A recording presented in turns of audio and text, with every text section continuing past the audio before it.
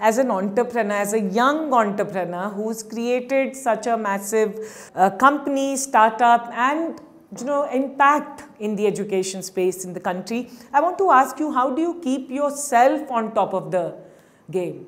Because the point is that it is, at the end of the day, I also say that entrepreneurship is also playing cricket match, right? Like you have to score and you are as good as your last innings. And then it is a treadmill, you have to run, and you're running phenomenally well. So I want to ask you, what are some of the things that you do to be ahead? I mean, just like for players, they keep on practicing. They'll go to the gym to work out, etc. I think a lot of mental workouts are needed. For example, one of the things that founders should do, and which we do, is that once a week at least, we take a step back and look at the chessboard and look at the macro play instead of being on the match. It's like a player would analyze old videos of himself or herself, or look at old matches, or look at just the whole strategy. For example, I think Dhoni is a great captain. He single-handedly wins matches through his captaincy, through his sheer strategy. Yeah. So I think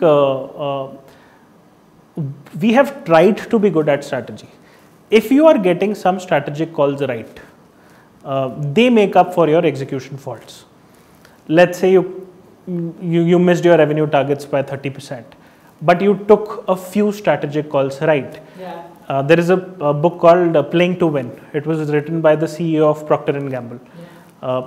It talks about strategy starts from where to play, and then how to play, and then what management systems are needed to win, and what modes are needed to win.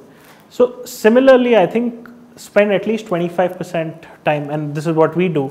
We spend 25% time on strategy, and if we get those strategic moves right, I think, and it's very crucial to get those strategic moves right, because if you don't get them right, no amount of execution can help you, and if you get them right, you can make up for sometimes bad execution also.